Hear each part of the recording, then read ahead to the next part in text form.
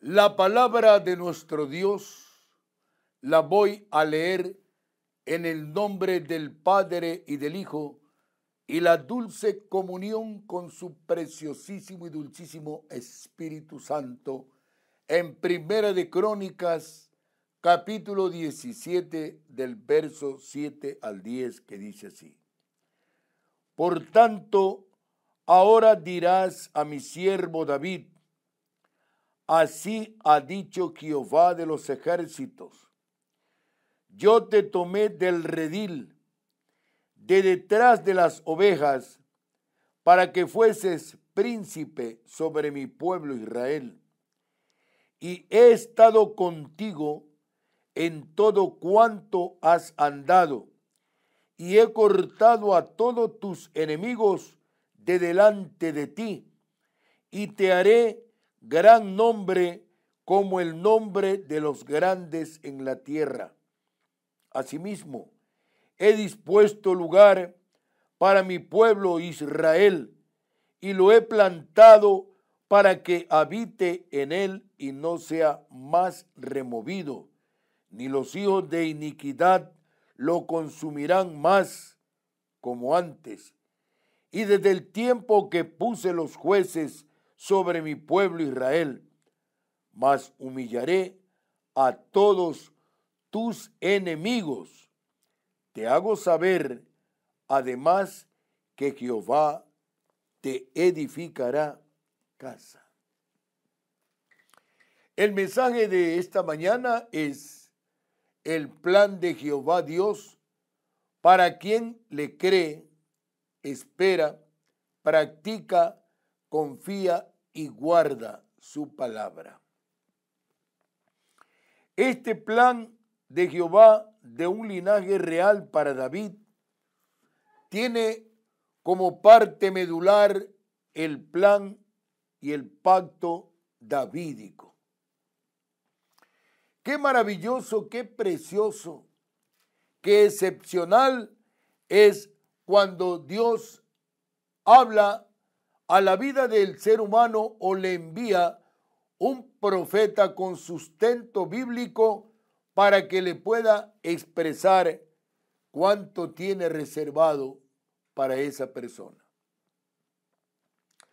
Un respiro de total y completa confianza tuvo el rey David cuando el profeta Natán lo visitó y le dijo, como está escrito en el verso 2, haz todo lo que esté en tu corazón, porque Dios está contigo. Pero, ¿cuándo viene esto? Cuando le creemos, esperamos, practicamos, confiamos y guardamos la palabra de Dios, sus mandamientos, ordenanzas, estatutos y preceptos. Es una necedad e insensatez confiar en el juicio humano en cuanto a que todas las cosas pertenecen a Jehová Dios. Para quien conoce la Biblia, para quien estudia la Biblia, la palabra de Dios, sabe cómo puede desbaratar las maquinaciones del enemigo cuando está frente a una confrontación. Las palabras divinas y categóricas de Jehová Dios a su siervo David fueron determinantes. Le dijo, yo te tomé del redil, no para que me edificases templo, sino para que fueses príncipe sobre mi pueblo Israel. Ni ha de pensar que su buena intención fue en vano y que va a perder la recompensa por no llevarla a cabo, pues Dios le va a recompensar como si la pusiera por obra. Cuando el Señor habla a nuestras vidas, obedezcamos. Cuando su palabra es la que se manifiesta en nosotros, creámosle. Ese es el éxito en la vida del ser humano, no solo en la vida espiritual, sino en todas las áreas de su vida. Aunque la palabra pacto no aparece en el libro de 2 de Samuel, capítulo 7, es claro que Dios estaba estableciendo un pacto con David. Estaba hablando el Señor Jehová, el creador de los cielos y la tierra, el creador de los océanos y los mares, estaba hablándole a su siervo. ¿Y quién era David? ¿Quién era David? Era un hombre instruido académicamente, era un hombre destacado en la barricada. No, David era pastor de las ovejas de su padre. Ese era el trabajo de David. Sin embargo, al Señor le plació la humildad y la mansedumbre de corazón de David para ponerle a él como el príncipe, el principal de su pueblo. En el Salmo 89, versos 3 y 4, por ejemplo, Dios dice: hice pacto con mi escogido, juré a David mi siervo, diciendo: para siempre confirmaré tu descendencia y edificaré tu trono por todas las generaciones. Esa promesa de que se establecería para siempre el trono del pueblo de Dios por la descendencia de David es precisamente la promesa que Jehová Dios le hizo a David en el libro de 2 de Samuel, en el capítulo 7. Ahí encontramos y vemos cómo el Señor habla a la vida de este hombre humilde y sencillo.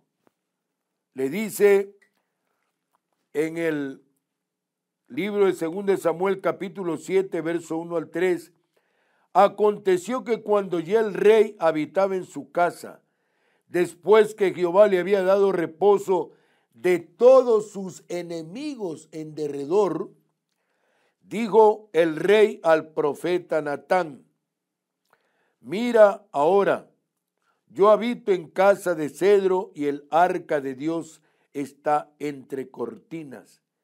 Y Natán dijo al rey: anda y haz todo lo que esté en tu corazón, porque Jehová está contigo. Las reiteradas promesas confirmadas tanto por la palabra profética como por los profetas es una certificación con el sello del Espíritu Santo de que el propósito y el plan de Dios es real, cierto y verdadero.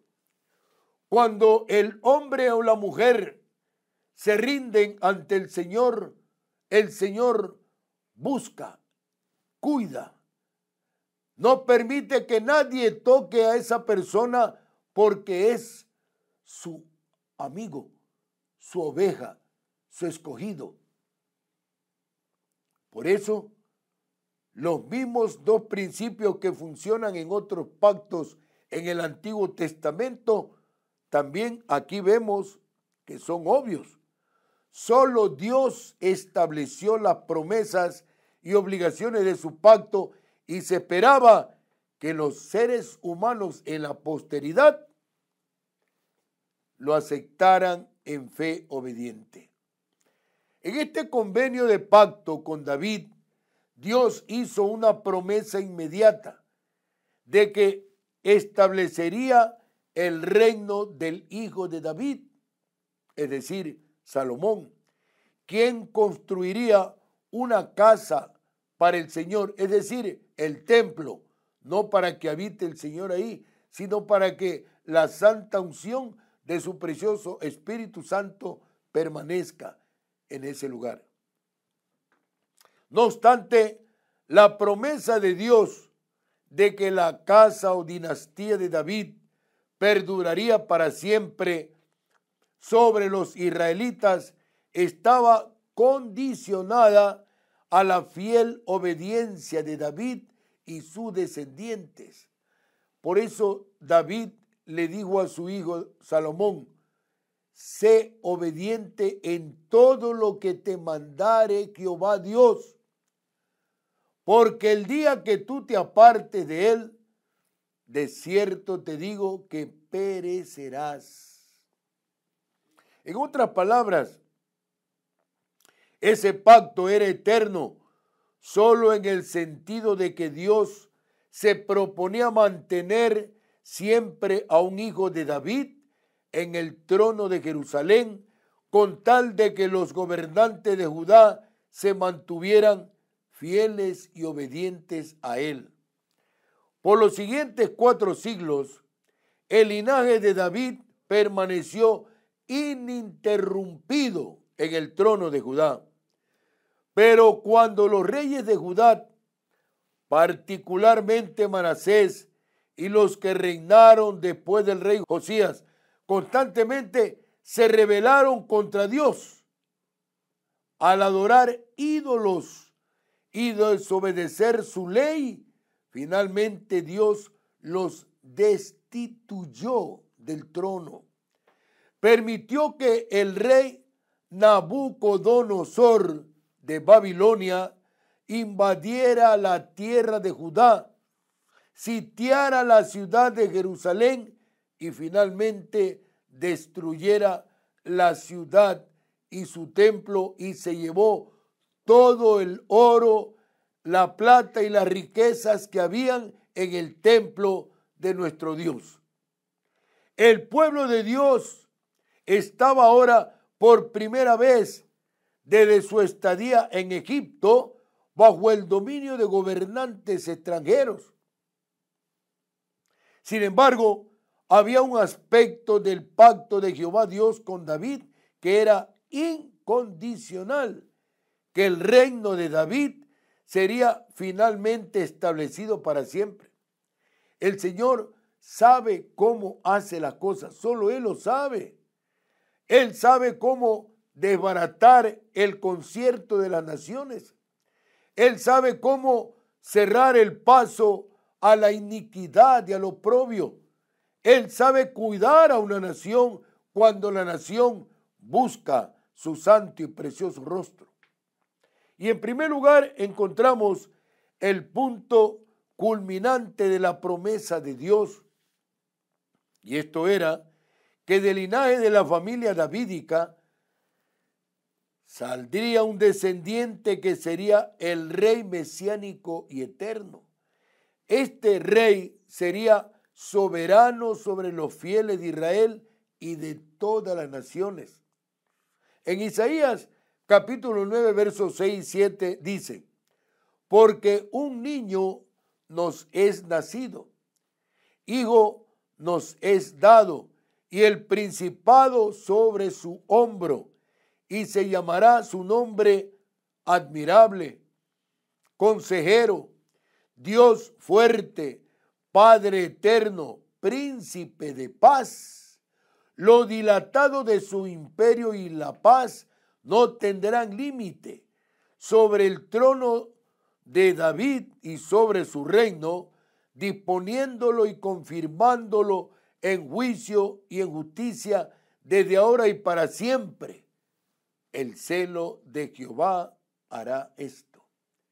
Él saldría de la ciudad de Belén y su gobierno se extendería hasta los fines de la tierra. Sería llamado Jehová justicia nuestra y traería salvación del pecado. El cumplimiento de la promesa davídica comenzó con el nacimiento del Señor Jesucristo, que le fue anunciado por el ángel Gabriel a María, una hija devota de la familia de David. En segundo lugar, esa promesa fue una extensión del pacto dado en Génesis 3:15, que predijo la derrota de Satanás por medio de un descendiente de Eva. Era una prolongación del pacto dado a Abraham y sus descendientes. En tercer lugar, el cumplimiento de esta promesa implicaba la resurrección de Cristo de entre los muertos y su exaltación a la diestra de Jehová Dios, desde donde ahora gobierna como Rey de Reyes y Señor de Señores. La primera tarea de Cristo como Señor exaltado fue el derramamiento de su Espíritu Santo sobre su pueblo, como enseña el libro de los Hechos en el capítulo 2. En cuarto lugar, el regio gobierno de Cristo se caracteriza por un llamado a todos a apartarse del pecado y del perverso mundo para que acepten a Cristo como Señor y Salvador y reciban al Espíritu Santo. Es en el corazón. Aquí comienza el nuevo episodio de la nueva vida del hombre, cuando abre su corazón y entra a habitar la dulce y bendita presencia de nuestro Señor Jesucristo y la manifestación y operaciones celestiales de su preciosísimo y dulcísimo Espíritu Santo. No es esto de decirlo, es esto de tenerlo, de guardarlo. Cuando tenemos la dulzura celestial de la presencia del Padre, Hijo y Espíritu Santo en nuestros corazones, con nosotros el Señor hará proezas, utilizará nuestras vidas. Una palabra de Él puede echar abajo un gobierno, un rey, un gobernante, un sistema. Una palabra de Él, porque su palabra enseña en el libro de Deuteronomio que Él hace nulo el concierto de las naciones. Por lo tanto, cuando pensamos de que no recibir como Señor y Salvador al Señor Jesucristo, sino mantenernos en una línea religiosa, no ha pasado nada. Y en quinto lugar, el reino eterno de Cristo abarca su actual soberanía sobre el reino de Dios y su dirección sobre su iglesia. Él es la cabeza de nuestra iglesia. Nosotros somos miembros de su santo cuerpo, pero Él es el que prodiga, el que enseña, el que ilustra con ideas excepcionales para que el mundo quede absorto. Está escrito y el Señor lo dice por su palabra. Por eso es que cada vez debemos creerle más a las manifestaciones divinas del Señor.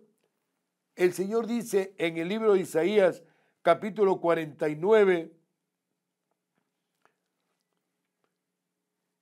verso 23, reyes serán tus ayos y sus reinas tus nodrizas. Con el rostro inclinado a tierra te adorarán y lamerán el polvo de tus pies y conocerás que yo soy Jehová, que no se avergonzarán los que esperan en mí. En segundo lugar, destaca que el reino eterno de Cristo comprende su futuro gobierno milenario sobre las naciones. Y por último, su reino eterno sobre el cielo nuevo y tierra nueva, es decir, la nueva Jerusalén. Porque está escrito que estos cielos que vemos desaparecerán, dice Apocalipsis. También desaparecerán el mar, los océanos, y desaparecerá esta tierra corrompida, contaminada con el delito y el pecado. Querido amigo, amado hermano, El Señor te pone delante de ti y delante de mí como testigo a los cielos y a la tierra, porque todo lo que Él creó tiene vida, para que escojamos un cielo que alcanzar y un infierno que escapar. Escógelo. Si tú le has creído a esta preciosa palabra, entonces el pacto del Señor, el plan de nuestro Padre Celestial será para ti porque le has creído. Vas a esperar, vas a practicar, vas a confiar y vas a guardar su palabra en tu mente, espíritu, alma y corazón. Hagámoslo, arrepintiéndonos de todo. No estemos nosotros diciendo, ¿y de qué tengo que arrepentirme? Hechos capítulo 17, verso 30, dice el Señor que habiendo pasado por alto todos estos tiempos de ignorancia, manda a todos los hombres en todo lugar que se arrepientan. Bendito y alabado sea el santo nombre de nuestro Señor Jesucristo. Esta es Radio Morena, la gigante del Pacífico, la antena mayor del Ecuador, con su poderosa señal internacional, cubriendo todo el territorio ecuatoriano y saliendo fuera de los 4 puntos cardinales del país a través del glorioso mensaje de la palabra de Dios. Vamos a escuchar